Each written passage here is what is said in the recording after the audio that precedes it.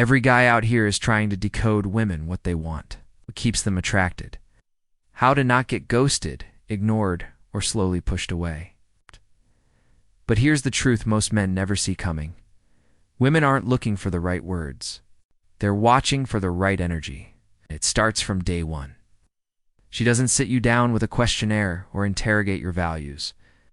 No, the testing is quieter, subtler. It lives in the way she suddenly gets cold, goes distant, changes her tone, or flips her mood. These are not random behaviors. These are unconscious evaluations. She's not doing it to be cruel or manipulative. She's doing it because her biology is scanning for strength, not muscles. It's not money, but emotional strength, inner stillness. And when she tests you, it's not about what you say, it's about what you reveal. The first and most common test. The emotional pullback. You're vibing, texting daily, things feel good. Then suddenly she goes cold, replies, slow down. The warmth is gone, and you feel it. The average guy panics. He starts double texting, asking if everything's okay, overcompensating. That right there is the failure. Not because caring is wrong, but because panicking over a shift in her energy shows your entire state is tied to hers.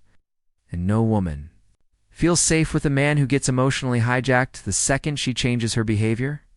What she wanted to see was your steadiness, your calm. She didn't even realize she was testing you, but her nervous system needed to know. Will he chase if I withdraw? Will he lose center when I go quiet?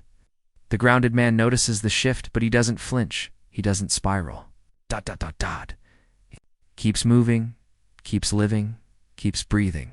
It's that calm detachment. Yes. That's what makes her attraction grow.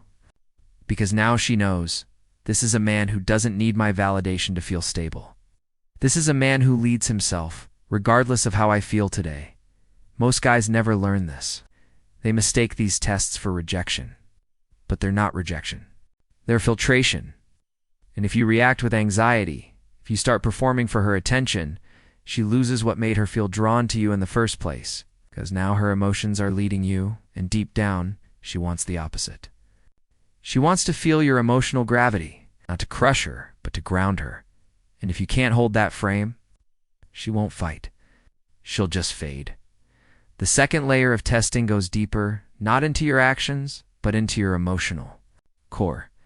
This is where most men get exposed, because now it's not about whether you text back or hold eye contact. It's about whether you can hold your frame when emotions start to swirl. Early in the connection, she might start oversharing, talking about her past, her ex, her traumas, insecurities, childhood wounds. She trusts me. They lean in, start fixing, validating, analyzing. They become her emotional support system. But what they don't realize is this.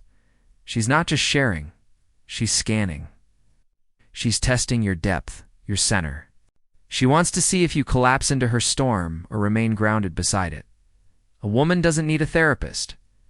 She doesn't need a savior. She needs a man who can hold space without drowning in her emotions. If you rush in to fix everything, give advice, over-identify with her pain, you're no longer her masculine counterpart. You've become her emotional crutch. And the attraction begins to dim. Not because you're doing anything overtly wrong, but because you're no longer standing in your frame. You're leaning into hers. And the moment she feels like the emotional leader of the dynamic, she can't relax. Her nervous system stays in fight or flight, because something in her senses that you're too easily pulled, too available, too quick to bend. That's not safety, it's instability. A grounded man listens, but he doesn't lose himself. In her story, hears her, acknowledges her pain, but doesn't try to fix it or reshape it. He doesn't make it about him. He holds silence with strength. He knows that presence is more powerful than problem solving. And through that stillness, she starts to feel something rare. Trust. She feels the weight of a man who won't vanish. When things get heavy, she senses the presence of someone who can weather the storm, not because he numbs himself, but because he owns his calm. And that presence, that restraint, that ability to witness emotion without reacting to it, that's what makes her feel safe, drawn in, magnetized. Not your words, not your empathy, your energy. Your unshaken presence is the real signal she's been searching for. Most men never send it.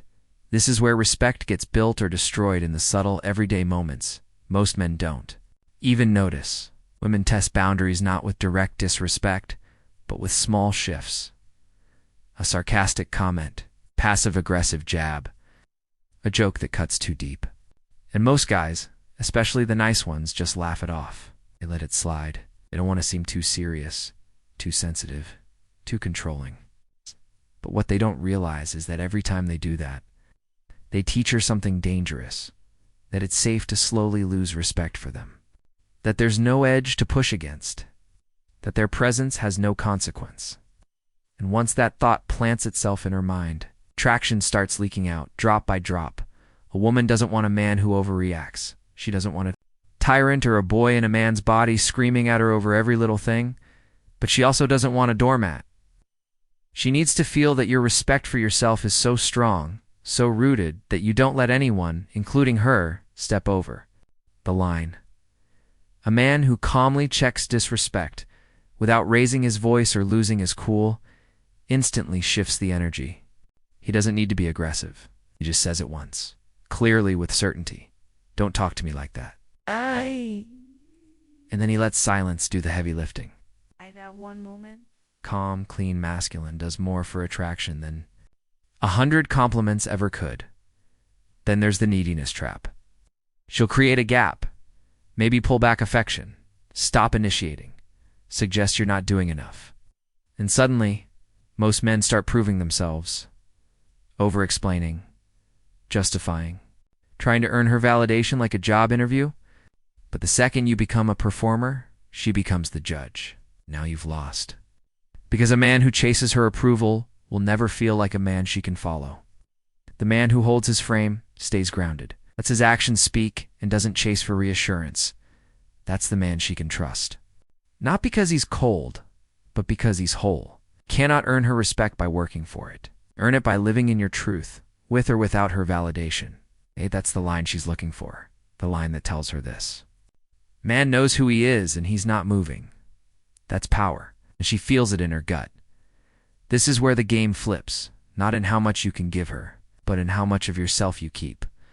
At some point, she's going to come on strong, flirty, touchy, suggestive.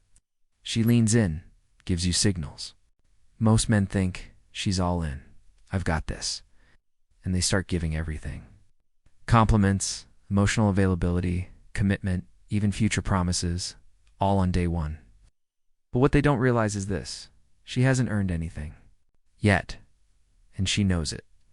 So when you fold that fast, when you hand yourself over just because she smiled at you and showed some skin, you signal one thing: desperation. You're not choosing her from strength. You're handing yourself over from fear. And what's free is never respected. She's testing to see if you'll give yourself away to easily. Because if you do, her subconscious registers you as low value. A high-value man doesn't rush. He doesn't withhold affection out of games or arrogance. He simply lets people earn him. He doesn't sprint toward connection just because there's chemistry. He observes, he slows down. He lets her qualify herself too. And that's the difference between men who get short-term attention and men who earn long-term respect. A woman may flirt, touch, engage early, but what she's really searching for is a man who doesn't fall for the surface, who makes her work a little, not out of manipulation, but because he's solid enough not to jump at the first sign of interest. Then comes the loyalty to self test. She'll challenge something important to you. Your mission, your values, your passion, maybe even your friends or hobbies. She doesn't scream or demand, she subtly disapproves. And now the test begins. Will you fold to keep her comfortable? Will you start reshaping your identity to fit her preference? And most guys do. The second they do, something dies inside. Her, because if you'll abandon yourself to keep her, she can't trust you to lead. But the man who calmly says, "This matters to me. I'm not changing it," without anger, without apology, that man becomes magnetic. He's immovable, and she feels it. Her respect deepens, her softness grows, because now she knows this man stands on something. And that's what she's really looking for. This is the final layer, the one most men never reach because they keep trying to talk their way into connection instead of embodying it. By now, you've seen it. Women don't test you to be cruel. They test you because their subconscious is scanning for emotional structure. Can this man hold his ground when I lose mine? Can he stay calm when I spiral? Can he be the mountain while I'm the wind? That's what she's asking in every storm she throws your way. And most men fail. Not because they're weak, but because they think the answer is more words, more explaining, more reassurance. But real attraction doesn't come from what you say, it comes from what you are under pressure. When she throws a tantrum in you, raise your voice, you've already lost. You just made her the leader of your emotional state. W